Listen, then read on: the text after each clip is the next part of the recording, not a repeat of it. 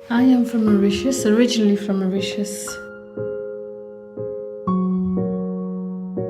But I live in England, and I have been in England for the last 26 years.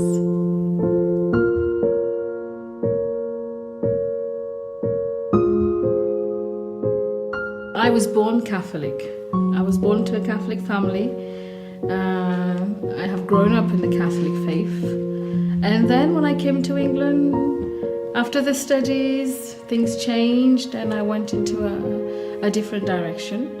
I went on to the ambitious direction, the work, the luxurious lifestyle and the materialism. I went into materialism, basically. So I'd lost, I distanced myself from God, and then I have found it again.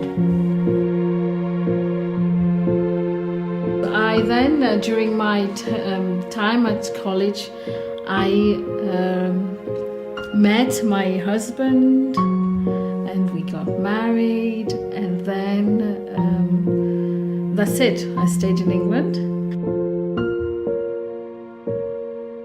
And then everything came crashing down. My marriage crashed,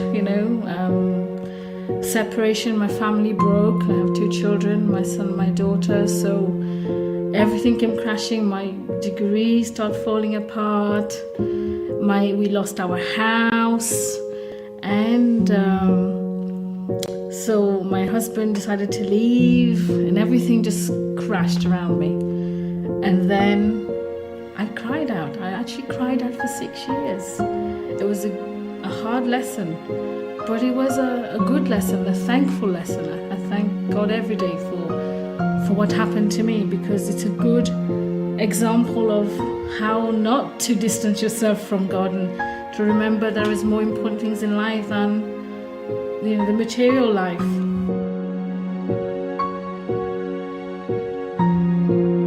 And it takes time to be able to get up, and it took 6 years from falling to getting up.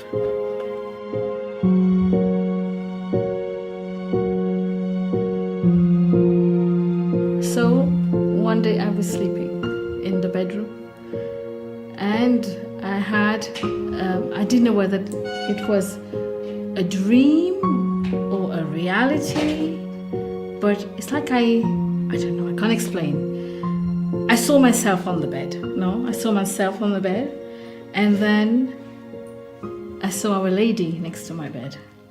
Our Lady and my favorite saint, Saint Anthony of Padua. And they came and stood next to me.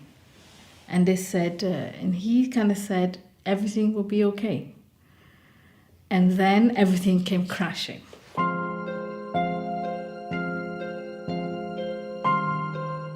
But I did not panic. It was very strange. I did not panic. I did not worry. I accepted everything. Everything was cool.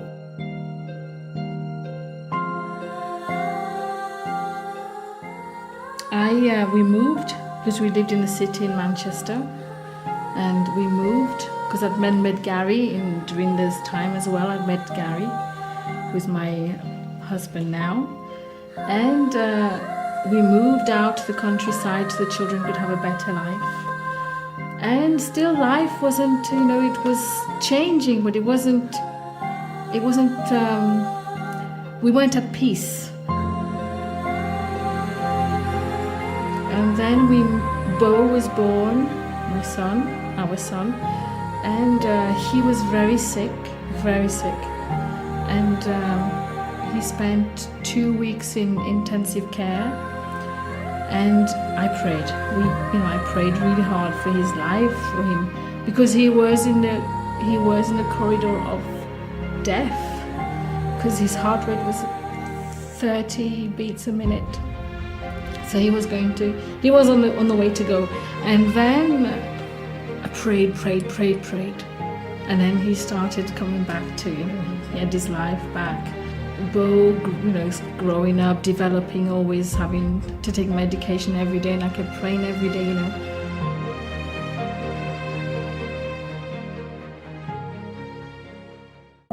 we went to Lourdes. It was last year, 2018. And there, this started my conversion. And then we went home. And then in May, Gary said, let's go to Medjugorje. And I said, oh, Medjugorje. Okay, let's go to Medjugorje. She's calling me. I'm going this time. It's like I knew then, no? Somebody's calling me. So we went to Medjugorje, and it was a beautiful experience because when we were climbing the apparition hill, Bo was only 4, and he actually climbed the hill. But at every single station, there's the station of the cross, and at every single station he would not move unless he kissed Jesus. And we walked up the hill, and we got to the top, and we kneeling down in front of Our Lady, we were praying, and there was my little boy praying. It was just amazing. It was an amazing experience, and something magical, if you want, happened there. Whilst I was sitting and praying the rosary, and Bo came up and said, I need to go and see Jesus. I said, no, it's too rocky, I can't lift you, it's too, you're too heavy. And the next thing, I'm actually lifting Bo up. He said, no, I have to go. And I said, why do you have to go? And he said, no, I have to go because Jesus told me he loves me. Okay, great, wonderful, let's go. So I took him and I took to the cross, and something happened. When he pointed out that, Mommy, I said, what? Can you not see the red blood coming down? And I'm like, no, I can't. Yes, the red blood coming down. And that for me, whether people believe or don't believe, but that for me at the time, it was real. I in fact was going, there's the blood, But anyway, in any case, and then we came down, and when we're coming down the hill, he said, he wanted to hold his hand because it's so rocky. Didn't want him to fall and hurt himself. And he kept saying to us, don't worry, I will be fine. And he kept saying, how do you know you're going to be fine? You're only 4. And he said, I know I'm going to be fine because Jesus and Mary told me I can do it by myself. And then I said, okay, great. What else did they say? And they said, be a good boy for your mommy and daddy.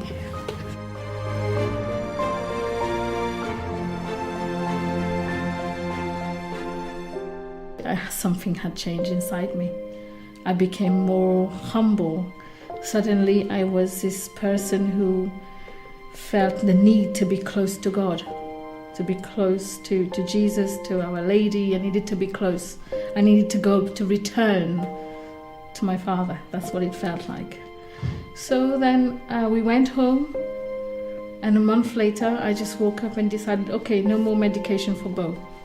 He has been cured, I believe that. And I stopped all the medication, and he was cured. He found his health. Until today, no medication.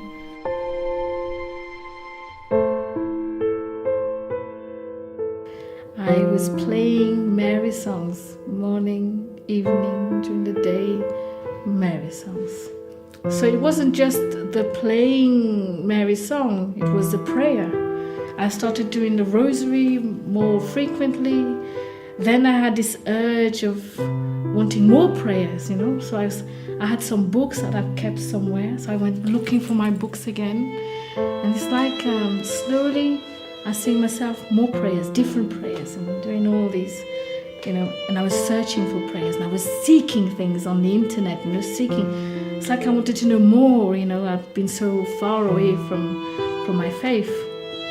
And then, and one day I was watching all these Medjugorje past messages and past videos, and then suddenly, one day I went, and there's this video of the apparition of Our Lady in America somewhere. And I went, oh, okay, click. So I watched a bit, and then there was another one down the list, a Jesus one. So I clicked on it, and I did watch that one to the end, from the beginning till end. I watched 2 of Jesus apparitions on YouTube. And then something led me to the website. I went to the website wanting to know more. And I went to the website, and then I saw, there was going to be a live one. So I assisted a live one. And that was it. Transformed. I was transformed. It was an amazing thing. I had this urge of praying the Divine Mercy every day at 3 o'clock. I can't explain. Every day at 3 o'clock, I was there praying the Divine Mercy, asking for peace for my house, for my family, peace for everyone. That's what life started becoming. Prayer after prayer. Then I found more prayers on your website, and then I was more prayers. I started doing other prayers, then I started doing the trilogy, and I felt myself coming closer to Jesus, even closer and closer, until one day I was going to the dentist, and then I was driving the car, and this thing came in my head, this thought, what is the reason for your existence? And I thought, well, what is the reason of my existence? I don't know, Lord, you're going to tell me, because I know why God exists. So I said 3 things, to adore you, to serve you, to know you, and then that's it. But if I'm wrong, you're going to tell me I'm wrong, you're going to tell me the answer. Anyway, I went to the dentist, and on the way back, that day you were going to have a live apparition of Jesus. It was the Sacred Call, I think it was a Sacred Call, I can't remember, but it was a Jesus apparition. And on my way back, and that evening I sat down there, ready, waiting, and then I was thinking, behind my screen I was thinking, I am here, I am not there, I'm here, but I am here, I'm behind the screen, but I am here, I'm waiting, I'm waiting, give me a sign, give me a sign. And then somebody played this song, The Reason for My Existence. And I understood the reason for his existence. And that touched me very deeply. And I think that was the express transformation from whatever stage I was. I was in a completely different stage now. It was changed. It was like, that's it. Jesus is the one. I felt very close. Everything was about Jesus. Every conversation, everything. It was like natural. I talk to somebody about something and suddenly I'm talking about Jesus. I'm talking to my children about something and suddenly I'm talking about Jesus. And it's an amazing, it's a beautiful thing that's happened to me.